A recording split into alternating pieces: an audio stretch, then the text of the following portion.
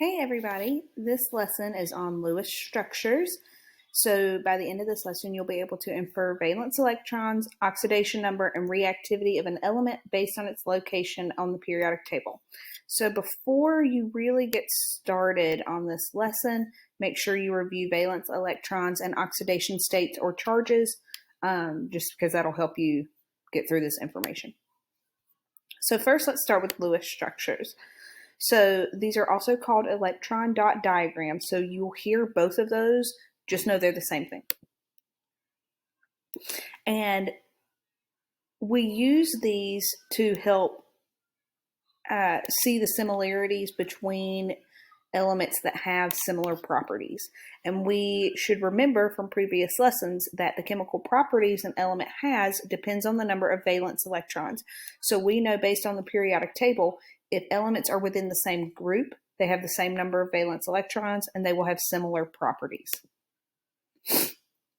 So when the highest occupied energy level of an atom is filled with electrons, that atom is considered stable and not likely to react. So that is our group 8A, or our noble gases on the periodic table. So over here on this diagram, that's like helium, neon, this group over here. For most elements, it takes 8 electrons to fill the outer level, which is why we look at group 8A.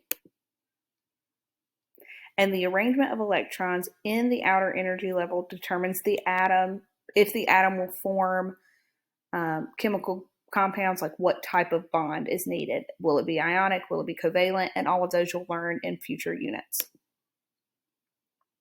And then a chemical bond, just for definition's sake, is a bond that holds atoms together in a compound. So elements that do not have a complete set of valence electrons will react to form compounds to fill that outer octet. So these are called Lewis structures for the scientist Gilbert Lewis. And he coined what's called the octet rule. And the octet rule says that atoms will move electrons around in a way to fill their outer shell with 8 electrons to look like a noble gas, to be stable, okay? And these atoms will do that by losing, gaining, or sharing electrons. And since the chemical properties of an element depend on those valence electrons, it's important to kind of see what the atom looks like and only focus on the valence electrons. They will have tons of electrons, but we only care about the ones on the outer shell because those are the only ones that are involved in chemical bonding. And we show these through an electron dot structure or a Lewis structure. And this is just a model of an atom where each dot represents a valence electron. So the dots will represent electrons, and the chemical symbol is what will represent the element itself. So as you can see, we've got chlorine over here.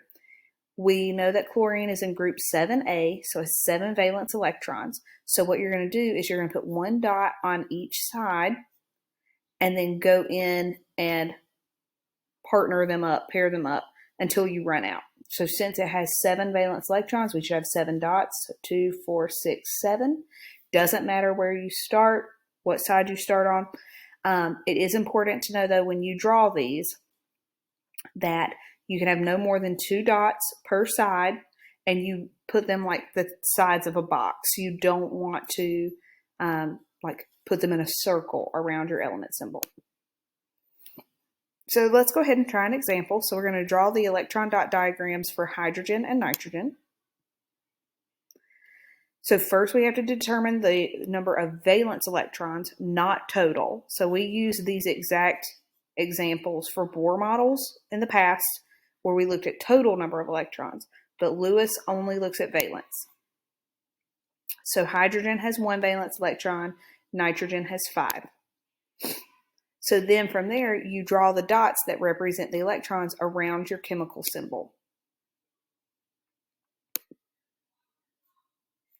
And they'll show up in a second. Remember, 1 on each side of the symbol and then go back and fill them up.